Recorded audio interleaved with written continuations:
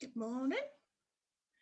Let's see if I am actually live. I never know if this is actually live or not. I think it makes it up as it goes along. Let's have a look on my camera. It says it's live, but who knows? I like talking to myself anyway, it's fun. I get a sensible answer that way, that's for sure. So yes, good morning everyone. How are you all today? It's time for the weather report on a Sunday, and it is dry. And it did rain yesterday, though. Pardon me, we were so lucky. Based and Pagans met up for a walk yesterday, and we went up to White Horse Woods, which is on top of Detling Hill, for those of you who don't particularly know the area. And it's just a lovely bit of land up there. It's got the ruins of Thurnham Castle in it. And yeah, it's just absolutely lovely. And we walked around there, and I think there were 17 of us, and it's the first time we've got together since I can't find myself. It's the first time we've all got together since everything last year and the lockdown and everything else. So it was just absolutely wonderful to all be together yesterday. We had a little mini ritual. Now it's not saying I'm live. Why is it not saying I'm live? Yeah, here I am, biffing away. Yeah, found myself. So we went up there and we had a little gratitude ritual just for all being together, which was really simple. It was basically me waffling on, but it was so lovely to see everybody and to be out, and there were so many hugs. Now that it's actually legal, you can actually hug people. It was absolutely brilliant. So yeah, so that's what I've been up to. Apologies for not being here for a few weeks. As most of you know, I've got a few health bits going on, and just felt a bit meh and washed out. Mentally fine, dealing with it, coping with it. Just a little bit tired and worn out. So yeah, it was just, you don't need to see me go, I feel tired. So you need me back, woohoo! So anyway, here I am, and slightly belated than I had planned. We are going to look today at the warrior goddess.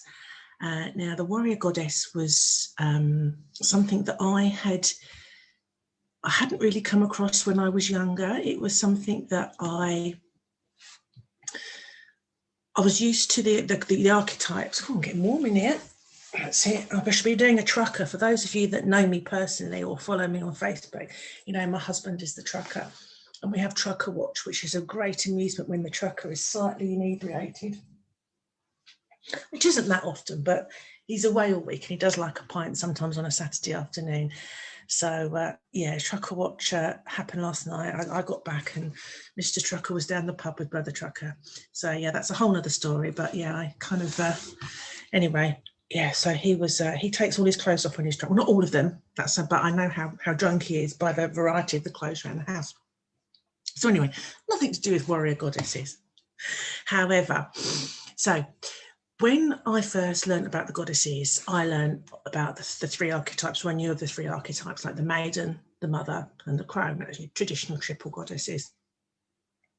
And then when I did a bit more research and did some courses and sort of started living my journey, obviously I found out about the lover aspect, which is obviously an Avalonian tradition, and quite rightly, somebody at some point thought, hang on a minute, you don't automatically go from being a maiden to a mother. You might have done in millennia ago, obviously without birth control and contraception, but these days women are, they're more sovereign. They've got control over their bodies. They've got control over what happens, and they make choices. They're not, they don't have to do as they're told. So the lover was there. And so that's fine. I started working with those four archetypes within me. George warning. George is approaching the filming position. Come on, sit down then. And George wants to get in the act. Bless his heart. He's quite ancient and we don't really know what he's doing, but we don't care, do we, mate? So, and when I was calling in the lover, I felt I was calling in this other energy as well, and I was feeling quite fiery and quite strong and powerful, but it wasn't necessarily in a way of the lover. It wasn't necessarily sexual or sensual. It was sometimes quite fighty and quite. So, and I spoke to some people that were also doing the training I was doing with me, and they, you know, some people were like, no, not felt that, but the priestess I was working with at the time, she said, yeah, you know, it's the warrior. And I'm like, okay. So I sort of went away and looked at that, and it kind of fits in between the huntress and the lover in the wheel of the year, between the in the wheel of the year. What am I on? So I'm trying to sort George out. Oh, and he's off. Between the lover and the maiden and the mother. Obviously, your huntress, you've got people like Artemis, who I think she was born and had her gloves on, and you know, one thing and another, and was always hunting. And that sounds quite. I know hunting would have been a different kettle of fish back in the day. It would have been survival. But yeah, so, and so obviously the warrior kind of sits there, and I found it a bit of an anomaly to start with, you know, and it's not always synonymous with love. And I couldn't balance it up. You know, to start with, I thought of like the Amazonian women, who were these legendary 6 foot tall, you know, and I'm tall, I'm 5'9", these women that were fighters, and they were a real matriarchal society. And I thought, fair play, sisters, let's go for it. But anyway, and it wasn't until a bit later on I read a quote. Now, I put it up the other week. It's allegedly by Sitting Bull. I don't know that it's a Sitting Bull quote. Everywhere I've looked says it is, and it may be, but I've seen other people sort of doubt it as well. And this quote, which, like I said, is purported to have been by Sitting Bull, says the warrior is not someone who fights because no one has the right to take another life. The warrior for us is one who sacrifices himself for the good of others. His task is to take care of the elderly, the defenceless, those who cannot provide for themselves, and above all, children, the future of humanity. Now that sat more readily with me, and I thought, yeah, hang on a moment, that's starting to make sense now. And when you take out the he, you know, for want of what I'm talking about, obviously we're talking about female archetypes, though I will be getting Tony back to talk about the male archetypes again, because I think that's interesting, or the masculine archetypes. When you start looking at it like that, you start thinking, actually, that's the she-wolf, that's the woman who is, hang on, I'm going to protect and look after my family. I'm going to fight for my cub, for my little people. And you know, then this is kind of transmuted into this warrior goddess, this pull of this warrior goddess that, you know, she tends to represent physical strength and the ability to protect and fight for people whose rights, for her own and those for others, the elderly, the young, those that can't fight for themselves. And I think as we've gone through society, this has become more and more a thing that we're seeing, is that women have perhaps always been very, very strong, but quite often in the background. And I read something about the shadow side of the warrior is the need to win at all costs. So I suppose that's cutting your nose off to spite your face, and abandoning, you know, your ethics or what you believe is right just to win. And that sounds like an immensely ruthless and, dare I say, masculine property. But of course, that we know that that's not necessarily true. There's people that need to win, whether they're male, female, however they identify. So the warrior spirit to me is standing up for what I believe in, and you know, this is a popular standing up for what you believe in and having a strong sense of yourself. But also for me, it's championing. I can't put my teeth in this morning. I can't say my words. Championing the causes of others, and that's something that I've always felt that I've been lucky enough to be in a position where I can help other people, or, you know, support other people, get other people's voices heard, and that's important for me. I know in my work, it's when I worked in health and social care, it was always really important to make sure that the people I was working with, which was adults with a learning disability, that their voices were heard. instead of having decisions made about them. And I think that's something that maybe women understand more than men, through years of being, someone's wife, someone's daughter. And even today, I think we're often identified as so-and-so's wife and so-and-so's daughter by definitely older people and some younger people. And that's not a criticism, that's how life's gone, and we can come through that. And I think that this warrior goddess is a very popular thing I've noticed on social media. Is this warrior goddess, this woman in control of herself, and that's in control of her own destiny, and she's spiritually strong. I think that's kind of like a superwoman that doesn't exist in a way, because we're trying to do that. But it's as though we're trying to be this perfect person, and that's one of the pitfalls of social media, that you are this, and I'm not saying you not to do it, because I do definitely try and do that, and be me. But I think this sassy, sexy, beautiful, spiritually strong, financially independent, blah blah blah, that's one hell of a role model to try and be. That is one hell of a character on a pedestal. And for a lot of us, it's a fight. It's dealing with our own maybe mental health, our own issues, our own problems. So that's something that I've definitely thought about. I thought, well, yeah, I am that, but maybe not quite as shiny and all together as some of these things are putting out there. So another thing I thought about was it's standing up for what you believe in, for justice, and I think we've seen a lot of that recently. And obviously this idea of doing the right thing, supporting good causes, and as well as standing by your sisters and supporting them. I think quite often we fall into the trap, if we're not careful, of bitching about our sisters if they're struggling. And I noticed it in the pub the other day, when I was working, not drinking, and they were talking about somebody, and they were alluding to the fact that she'd enjoyed the company of a few men, and they were joking about catching something. And I wanted to, because I was serving somebody else, I didn't get around to it, but afterwards I really wished I'd said, hang on a minute, I know a couple of you have enjoyed her company, shall we say, why are you slagging her off? And it's just still double standards. And these aren't awful men, they're just, it was a joke, but I didn't think it was very funny. But I wished afterwards I'd had the courage to say, hang on a minute, I know for a fact you and you have enjoyed her company, shall we say. You enjoyed it at the time. What's the point in saying something mean now? I wonder what she's got to say about you. And that's something that I really wish I'd said.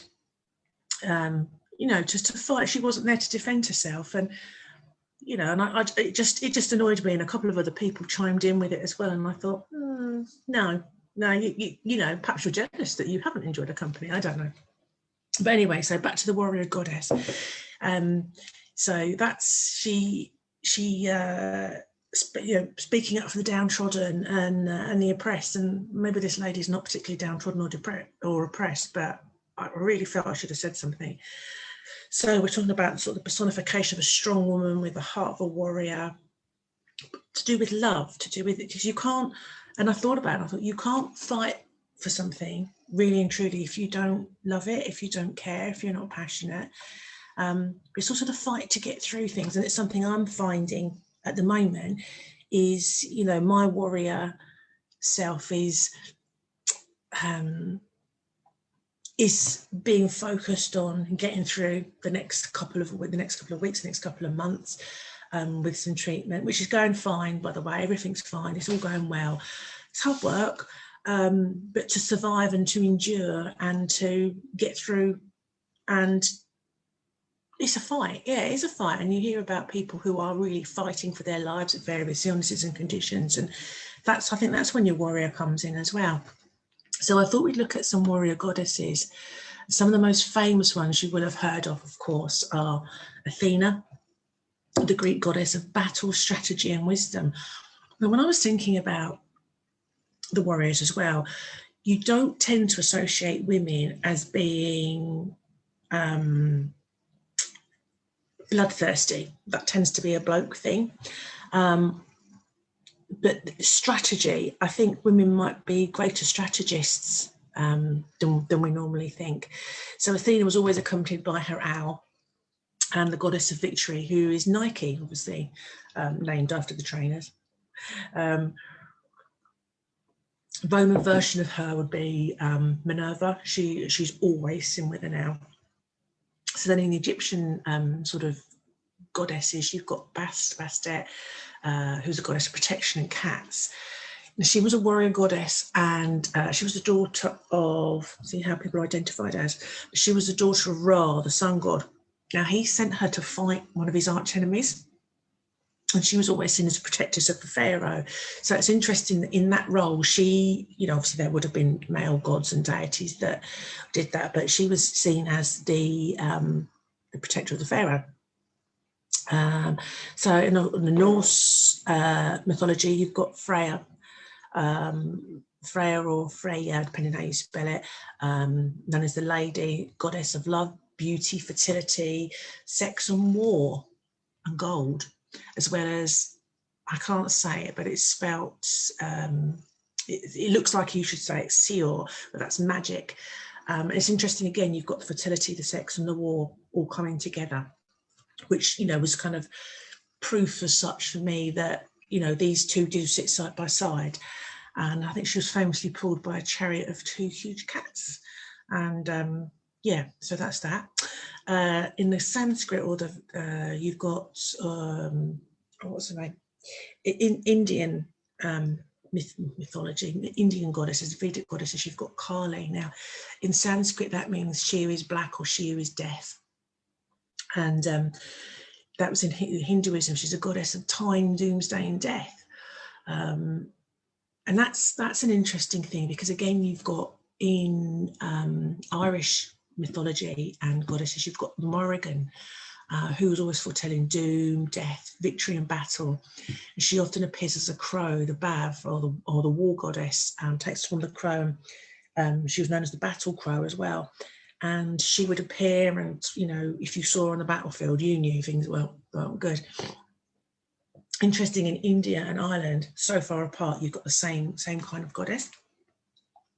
And of course, Pele, the not the footballer, the Hawaiian volcano goddess of destruction, who was fiercely protective of her land. One of the things I sort of read about her. Now, that's a fiercely protective, that's a very motherly, nurturing thing. So they're the most famous ones that you would have all have heard of, but I found some less famous ones that I found really interesting. This is where I need my notes. But there was Andraste. Now, she was a Celtic goddess, also known as Andrasta, and she was a warrior goddess of ancient Britain. Now, she's said to have been the goddess that Queen Boudica of the Iceni tribe worshipped. Apparently, there is a Roman source. Obviously, the Romans recorded everything. Obviously, ours was an oral tradition before them. A Roman source that recorded that's who the Iceni, and in particular Boudica, worshipped. That was their deity. Now, she's seen as a goddess of victory and ravens and battles, very similar to the Morrigan. And again, you know, people did travel, but they wouldn't have necessarily, you know, they certainly didn't go on holiday. Now, let's go on a holiday and bring a few ideas back. So that was an interesting comparison as well. She would usually be called on the eve of a battle for her warrior strength and guidance. And again, the guidance is the strategy and the planning, worshipped in woodland groves throughout Britain. And it's supposed to be a sacred grove dedicated to her in somewhere in the Epping Forest, which I didn't know about. So, and that's not that far away. I mean, I can't scale the whole of Epping Forest because I'd be there for years. And her sacred animal was the hare. And I've never heard of her, and I do like Boudica. Obviously, I think Gidge told me she was Boadicea, was the Romanised version before, who we used to call him Boadicea. All of a sudden, she's Boudica, but that's where that came from. And she's always called to me, and obviously, I'm not from Norfolk, Suffolk, East Anglia. I'm from Kent, completely from Kent, but I've always liked the idea of Boudica. She's always been, and of course her fight And her problem with the Romans was they were taking her land and they raped her and her young daughters. So, you know, it's protection again, isn't it? That you know, she called, oh no, George, you joining us? Oh, come on in, sit down, sweetheart. Come on in, you want to be on camera, don't you? So, and then in ancient Egypt and Mesopotamia before that is Anat, who's depicted as violent and delighting in war, which was, you know, she was quite a leery sounding lady, but she's also the establisher of peace. She's seen as sexual and fertile, bringing forth offerings. So again, you've got this violence and this side by side with the sex and the fertility. And I suppose the common thing is passion in these things here. So she was to bring, again, this is pre-Christianity, obviously, and she was depicted as a virgin, and a maiden, although she brought forth children. Now, so where you're talking about, you know, parallel with Mary Magdalene, but also, I mean, I did read that the term virgin doesn't necessarily mean somebody who has not had sex. It did mean an autonomous woman, but the term virgin has been used to capture that for somebody who hasn't had sex or not. So in an ancient text, I found that she was described as fierce, wild, and furious warrior in battle, wading knee-deep in blood, striking off heads, cutting off hands, binding the heads to her torso and the hands to her sash. You'd kind of see her in battle, wouldn't you? And you'd give her a blooming wide berth. So as well as that, we've got Bellona, who was an ancient Roman goddess of war. And she's normally depicted wearing a military helmet, often with a sword and a spear, and brandishes a torch or a whip. She rides into battle on a four-horse chariot. Now, interestingly, she was originally an ancient Sabine goddess of war. Now, the Sabines they were pre the founding of Rome, and I think they lived in the Apennine Mountains. And of course, there's a famous painting, The Rape of the Sabine Women. So again, there's that protection and there's that retaliation, as opposed to wanting more land, wanting this, wanting that. It's reactionary rather than, you know, going out to get something.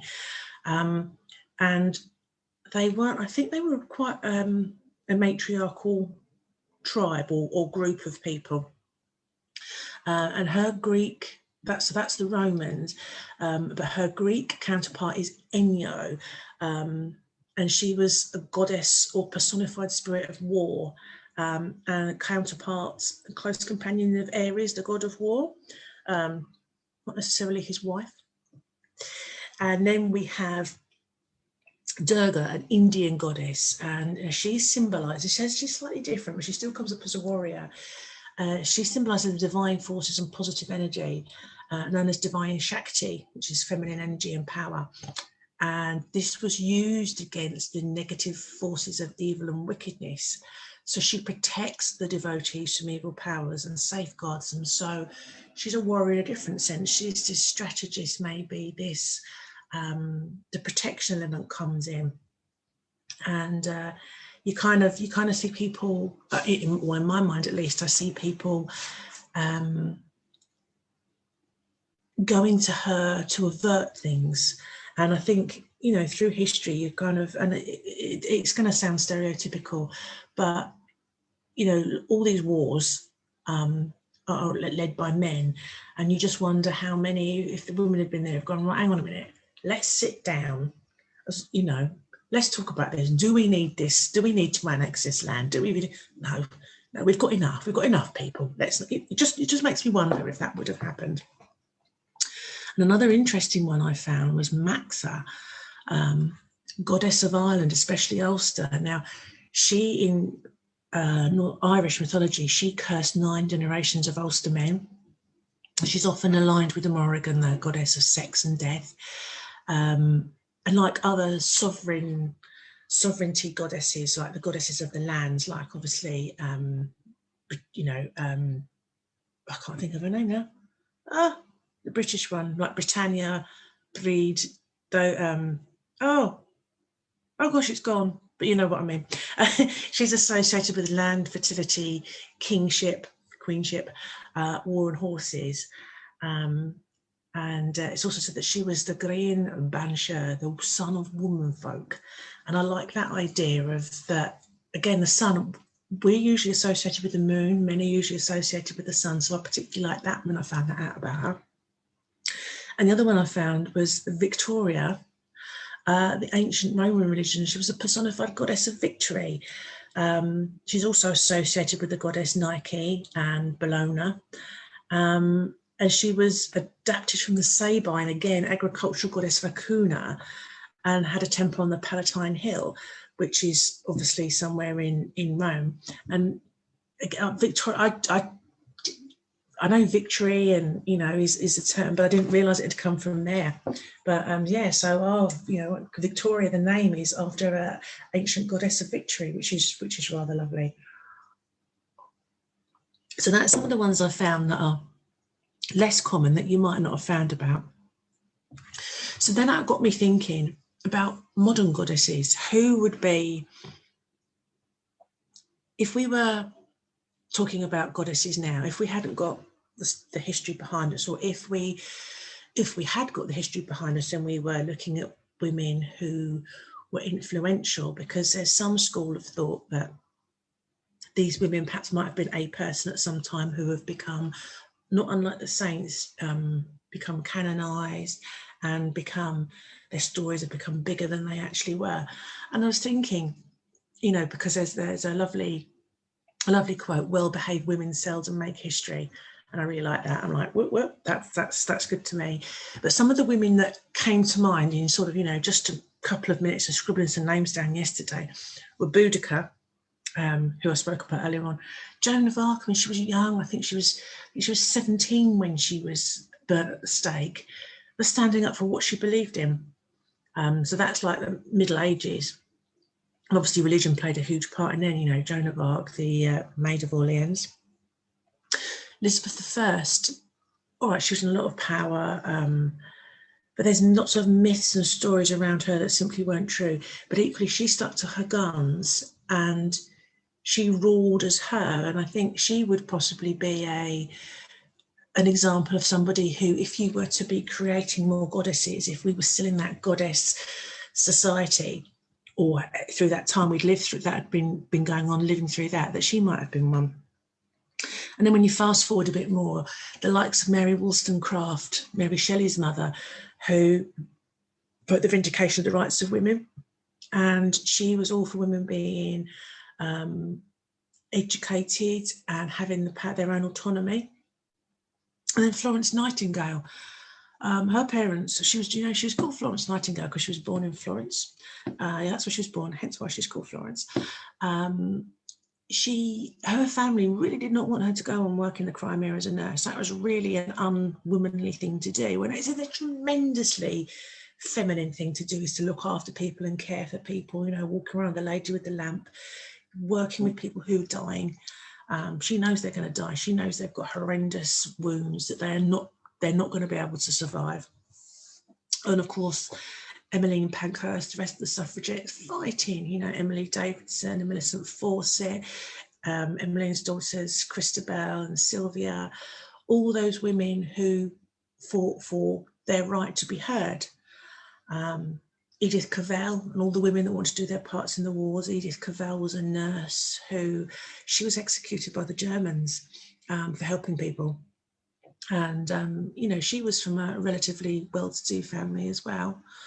You know, more recently, Rosa Parks, who, you know, obviously the lady of colour who decided she was going to sit on that bus. She wasn't going to give up her seat because a white man got on. And, you know, we all know the story of Rosa Parks. Diane Fossey, now she's someone else who, if you've seen the film The Gorillas in the Mist, she was the lady that's based on, and she worked with all the gorillas and she was killed. I want to say she was in Uganda. She was actually killed because she was saying what was going on. She wouldn't keep quiet. So she got a passion for her gorillas. And, you know, some younger ladies that have come through, no, I'm never going to pronounce this right, Malala Yousafzai, the young lass who shot in the head because she wouldn't keep quiet about educating women. And she came to Britain, had that, she had got bullets in the head. And, you know, you've heard her since she's a young woman in her 20s now, very clever girl. I got a feeling that was Pakistan. And of course, you know, she wouldn't keep quiet and she wouldn't be silenced. So, you know, she's been attacked by people, and which is one of the common themes in a myth. So, you know, quite likely that these things were based on real people in some ways, or people's reactions to the story of. And of course, young Greta Thunberg, I know a lot of people think she's, you know, talk badly about her, but, you know, she has got the guts to stand up and say, we're messing up our world, we've got to do something about it. And she's angry, and I don't blame her. I mean, other people say, you know, oh, she's precocious, this, that, and the other. But, you know, whether you like her or not, the girl's got guts, and I've got a lot of time for her, and we are messing up our world. And also, if you look back in myth and legend, Blood Owith, we know that she reacted to being married off to somebody and being created. And Rhiannon, again in the Mabinogion, she was wrongly accused of killing her son and punished, and she had to carry visitors to the castle up on her back like a horse. And then it was found her son hadn't been killed, and he did turn up, and he was perfectly well and alive. So that's some musings on goddesses or warrior goddesses things. And I've got, I don't know, I had to hide it from George because you were there. I've read to you from this before. This is Warriors, Witches, Women by Kate Hodges. It's brilliant, absolutely brilliant book. I can't praise it enough. I was just going to read some of these out to you just to finish off today. George, can you budge along a bit so I can put my arm down? That's it, just sit there. So she's obviously written, and there's lots of stories about all the familiar faces, that some of the ones I've spoken about today. Oh, George, I can't see. George is not impressed. Come here, darling, come and sit here. Come on, where are you going? You're looking at pictures of ladies in a book. Nude ladies, actually. Get this picture. So I was going to read, come on, George. I was going to read to you about the Furies. So, who I always assumed were three wild and destructive women, but the Furies. Their name may summon images of beasts boiling with hatred, but it was the Furies' icily targeted justice that had murderers, bigamists and thieves looking uneasily over their shoulders. Their carefully meted, tough retaliation remains an inspiration for activists and agents looking for social change. Even amongst the gods of ancient Greece, the Furies were regarded as ancient spirits. Hesiod's Theogony told how the grisly-looking creatures had their origins in a violent act, the castration of Uranus by his son Cronus. The latter threw his father's testicles into the sea, and drops of the blood sprang to life. The Furies were born. Usually described as a trio, the three sisters lived in Tartarus, a fiery abyss in the underworld. The siblings have been variously described as having hair and belts with writhing with snakes, eyes that dripped gore with leathery bat wings spouting from their backs, and their bodies blackened and cracked like charcoal. They carried brass scourges or serpent-shaped whips. Their powers included immortality, superhuman strength, flight, and the ability to breathe poisons. But most of all, they were famed for their unremitting avenging of what they deemed to be transgressions. Mortals would deliver their grievances to the Furies via curses, and the three would pursue the perpetrators relentlessly, whipping them into a hideous death, often driving them to insanity. They were particularly fond of punishing those who had violated familial ties, but also could turn their wrath to an entire nation's state, condemning it to disease and famine. The Furies are the antecedents of more witchy triple acts. The Fates are close sisters, whilst the Morrigan and Shakespeare's weird sisters bear a striking resemblance. Like ancient twisted Spice Girls, each member of the Furies had a name laden with meaning, alecto, or unceasing anger, was in charge of moral crimes, driving perpetrators to madness. Her sister, Megara, or the jealous one, punished those who had committed adultery and had often been portrayed by the archetypal shrew. Ovid's Metamorphosis describes a third sister, Tisiphone, the blood avenger, as wearing a robe all red, dripping with gore, and wound a snake around her waist. She chased down those who committed murder, patricide, homicide, and fratricide. In Statius's Thebaid, she incites Aeolian hero Tydeus to cannibalism, goading him into madness and driving him to devour the brain of his enemies, Menelaus. That's interesting.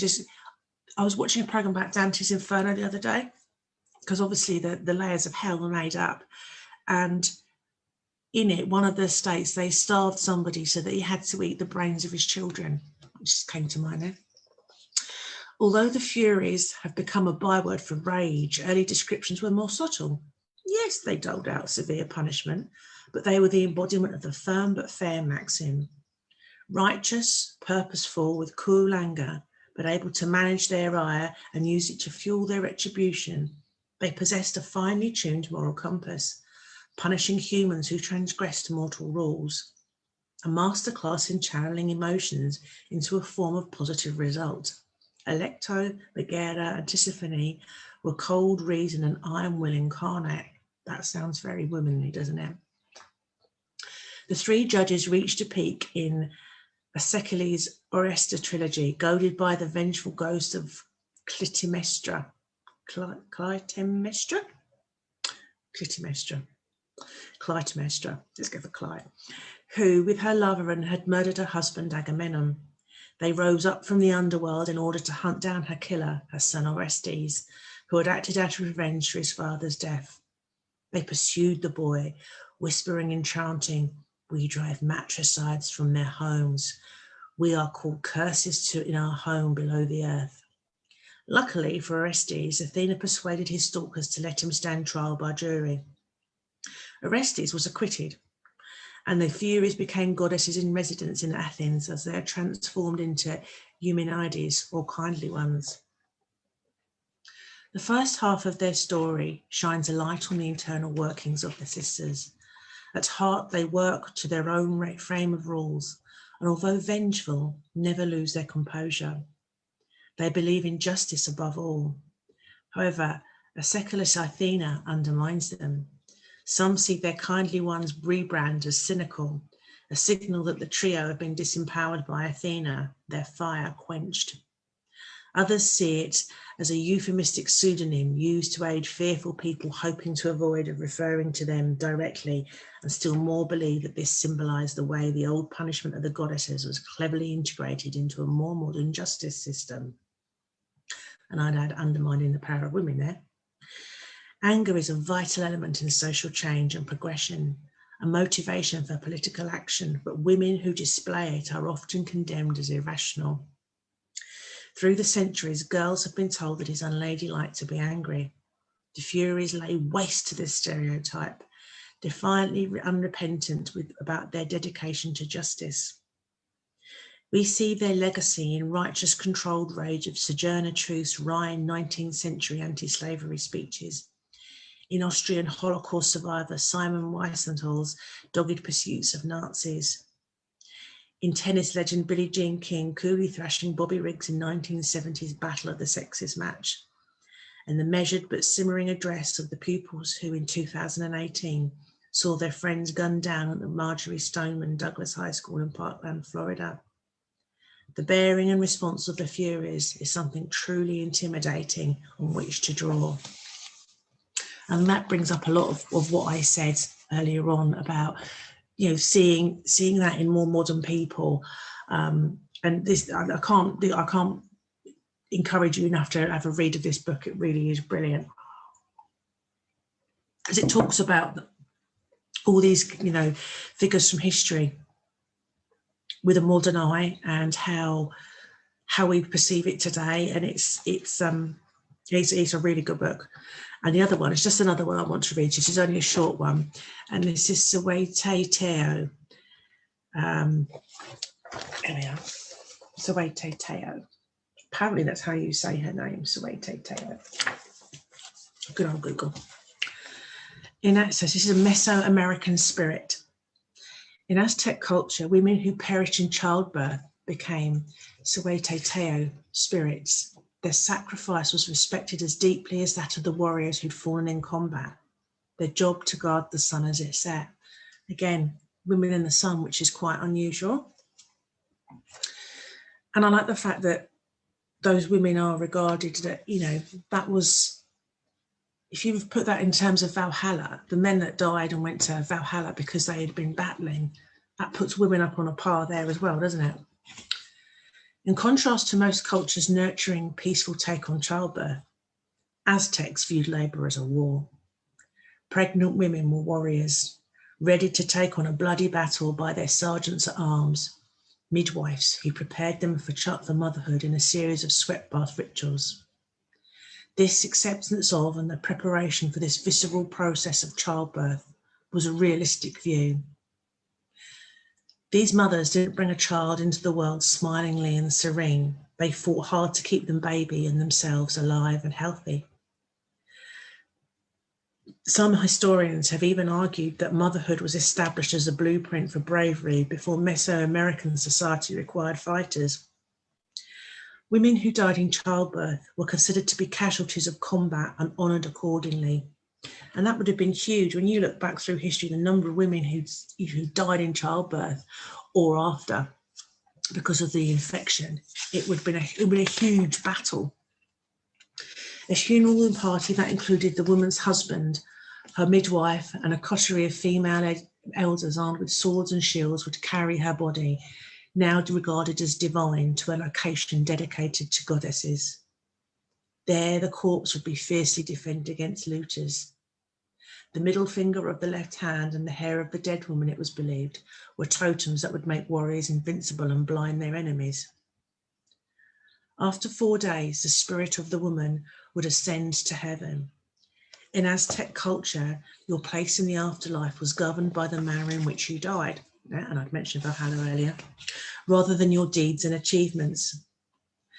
The Soweto lived in a dark place in the sky called Soweto, place of women, and their role balanced that of the spirits of male fighters. The men guarded the sun in the morning and the early afternoon, and the women who died in childbirth at sundown. This was the highest possible honour in the Aztec belief system. The women accompanying the sun as it set, singing it lullabies as they would to their own children. Oh, that's baby. These heavenly rewards served as incentives to become mothers, and for both men and women to become warriors, to die in battle for the good of the community. However, there was a darker twist to the tale, in that Soweto returned to Earth every 52 days. Their appearance for these revisits were terrifying.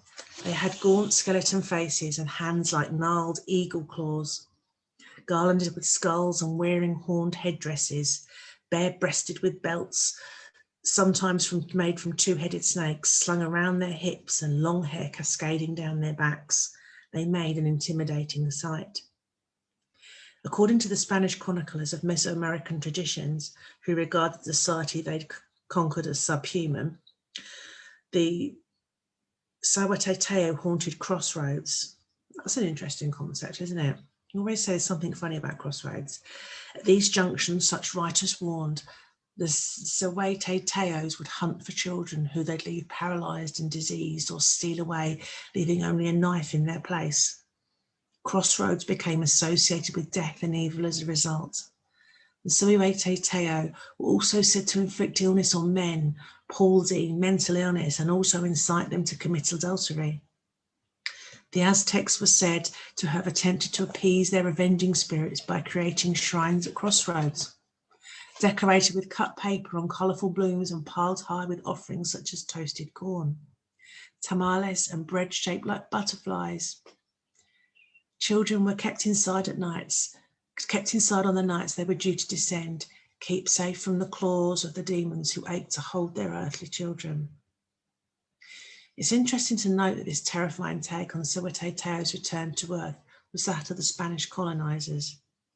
Previously, the Tsuwateteo had been simply honoured warriors, a testament to the importance of women in Aztec society as strong maternal figures. The Tsuwateteo myth can be seen to reflect the conflict of modern attitudes to childbirth. Should women keep their composure and silent reverence while in labour, or should they shout and fight? The pressure valve released on the Tsuwateteo returning to Earth regularly to vent their rage at losing a child or wreak revenge can be viewed as a mourning ritual, a way of releasing emotions, of allowing women to mark their loss. So that, and I think that was really interesting. George is here and I really can't move. Come here, George. So I thought that was a really interesting take on it. Hopefully you did too. And I just think that there are so many ways in which the warrior comes through. Oh, here comes George. He just doesn't care, do you? You just don't care. He's 15 next month and he just doesn't care at all. Don't give a fig, do you, mate? No, you say hello. There's George. Oh, he's a good boy. So yeah, so that's the warrior goddesses, and I thought it was interesting to have the modern take as well as the historical and the traditional take. So hopefully you enjoyed that. I'll be back next week. I don't know what I'm doing or what I'm going to be doing. I know I'm going to be looking at labyrinths in the near future, but that's going to involve a trip down to Folkestone and to see lovely Jen, because there's a labyrinth there. I want to walk around. I've never walked around. So, but that won't be this week. But yeah, I'll be back next week with something. Who knows what I'll be doing, but take care. Bye.